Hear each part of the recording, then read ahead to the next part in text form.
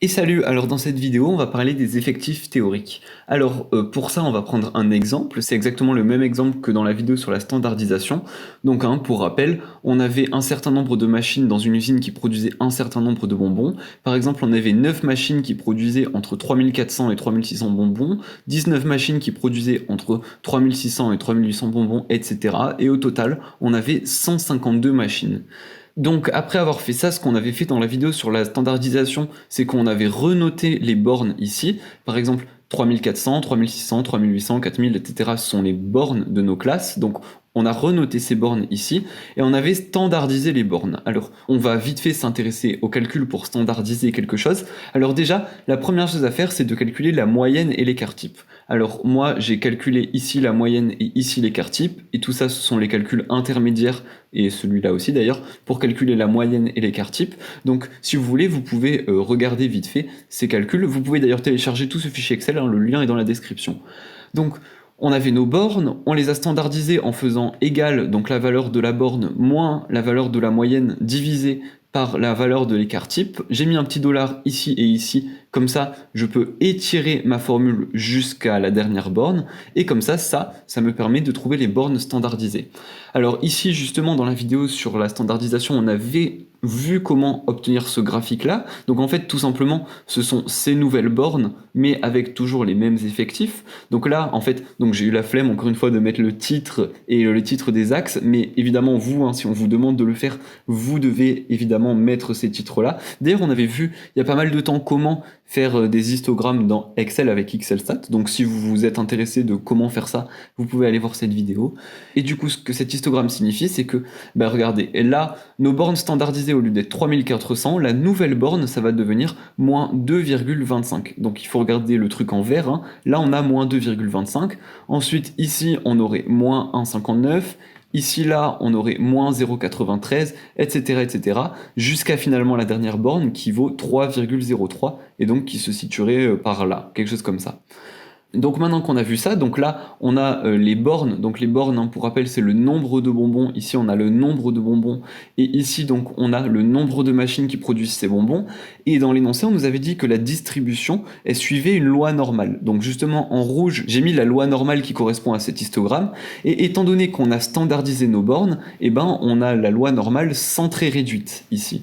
Donc nous ce qu'on cherche maintenant ce sont les effectifs théoriques. Alors les effectifs théoriques qu'est-ce que c'est? Ce sont plus les effectifs qui correspondent au truc en vert finalement, mais ce sont les effectifs qui correspondent à l'aire sous la courbe, toujours entre les bornes. Donc là, entre cette borne et cette borne, on n'irait plus chercher toute cette aire-là, mais on irait uniquement chercher l'aire sous la courbe ici et ici. Alors juste une petite remarque, là c'est pas le nombre de machines, mais c'est la densité de machines. En fait, disons que c'est un peu comme le nombre, mais si vous voulez, l'échelle elle a été adaptée pour pouvoir bien correspondre à la courbe de la loi normale. Autrement dit, si je prends l'aire sous la courbe de la loi normale et que je regarde les densités, l'aire totale vaudra 1. Et nous, vu qu'on suppose que la distribution suit la loi normale, on regardera plus donc cette aire-là, comme on a dit, mais on regardera l'aire sous la courbe ici. Donc comment faire ça? Tout simplement, l'aire, c'est en fait l'aire entre les bornes. Donc c'est l'aire sous la loi normale. Entre eux, donc là, ce chiffre-là, c'est 0,39. Ici, on a 0,39 et là, on a moins 0,27. Donc c'est l'aire sous la courbe de la loi normale centrée réduite entre moins 0,27 et 0,39. Alors, pour calculer cette aire-là, comment on fait? On avait vu dans une vidéo précédente comment calculer l'aire sous la courbe avec Excel. Donc là, par exemple, regardez ce que j'ai fait. J'ai tout simplement fait égal la loi normale.standard.n h6 vrai. Donc ça, qu'est-ce que ça veut dire? Ça veut dire que h6, c'est 0,39.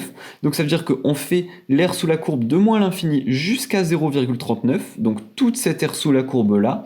Et à ça, on va soustraire l'aire sous la courbe de la loi normale, donc centrée réduite encore une fois, qu'on appelle aussi loi standard, jusqu'à 0,25, donc de moins l'infini à 0,25. Et de ce fait, il va me rester cette aire-là, cette aire que je cherche ici. Et du coup, si je fais ça, je vais trouver que l'aire sous la courbe entre cette borne et cette borne, elle vaut 0,26. Une autre façon de voir les choses, ce serait de dire que l'aire que je fais en rouge actuellement, elle représente 26% de l'aire totale sous la courbe. Donc ça, c'est une autre manière de voir les choses. On en avait aussi parlé dans les vidéos sur la loi normale.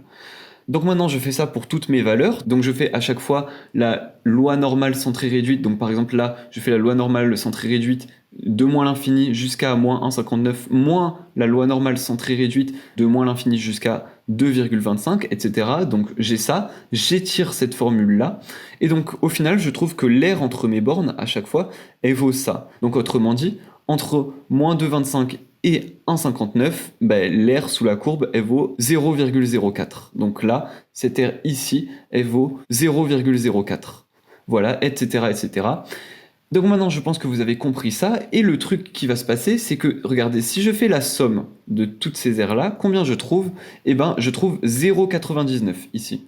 Alors 0,99, je peux enlever ça aussi, 0,99, eh ben c'est presque 1 en fait. En effet, si je fais la somme de l'aire entre les bornes, donc si je fais cette aire-là, plus cette aire-là, plus cette aire-là, donc nous c'est l'aire sous la courbe, mais attention, on commence en moins de 25, donc on commence exactement ici, et on finit en 3,03, donc ici on a 3,03, donc on finit en fait sur le graphique par là. Donc si je prends l'aire sous la courbe entre ces deux bornes-là, vous voyez qu'il y aura un reste, notamment ici et ici, que j'aurais pas pris.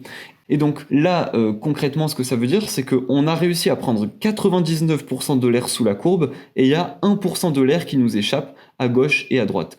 Donc maintenant qu'on a vu ça, je vous propose qu'on passe aux effectifs théoriques. Alors les effectifs théoriques, c'est quoi? Eh bien c'est tout simplement, étant donné que l'aire sous la courbe, elle va que de 0 à 1, et que nos effectifs, ils allaient de 0 à 152, eh ben on va multiplier l'aire entre les bornes, donc on va multiplier cette valeur-là, par 152. Donc là, je fais tout simplement cette aire-là fois 152, après j'étire ma cellule, et je vais trouver ces valeurs-là. Donc ça, concrètement, ce que ça veut dire, c'est que si mon histogramme, si ma distribution ici suivait réellement la loi normale, entre la borne 3400 et 3600, je ne suis pas censé avoir 9 machines, mais je suis censé en avoir 6,65. Là, je ne suis pas censé en avoir 17, mais je suis censé en avoir 18,3. Donc évidemment, 18,3 machines, c'est pas possible. Donc bien sûr, il faut confronter après le réel par rapport au théorique. Donc là, il faudrait arrondir à 18. Donc là, vous voyez qu'on a une machine en moins par rapport à une distribution normale. Donc, etc., etc. Et si je fais la somme de tout ça, je trouve 149,96. Autrement dit, si j'arrondis, je trouve 150. Or moi, j'avais 152 machines au total. Pourquoi là, on n'en retrouve que 150? Au lieu d'en trouver, en théorie, on est censé en trouver 152. Et bien, rappelez-vous ici ce qu'on avait vu. On avait vu qu'on avait 99% de l'air sous la courbe qui était pris, et on avait 1% qui nous manquait. Et donc en fait, ça correspond à ce 1% qui nous manque. Globalement, ça voudrait dire qu'on aurait peut-être deux machines. Donc ici, il nous manque deux machines, donc ça voudrait dire qu'on aurait deux machines qui produisent soit moins de 3400 bonbons, soit plus de 5000 bonbons, évidemment, si la distribution de nos machines suivait la loi normale centrée réduite. Voilà, donc j'espère qu'à travers toutes mes explications, maintenant, vous savez comment trouver les effectifs théoriques. Alors je vais résumer très rapidement. Vous calculez les bornes, vous les standardisez, vous calculez l'aire entre les bornes, et puis vous multipliez par le nombre total, et de ce fait, vous allez trouver les effectifs théoriques si votre distribution suivait une loi normale. Voilà, donc j'espère que vous avez bien compris tout ça. Si c'est le cas, vous pouvez lâcher un petit like, ça fait super plaisir. Si vous avez des questions, bien sûr, vous pouvez les laisser dans les commentaires. Et nous, on se retrouve dans la prochaine vidéo pour voir concrètement à quoi servent cette histoire d'effectifs théoriques. Du coup, à tout de suite.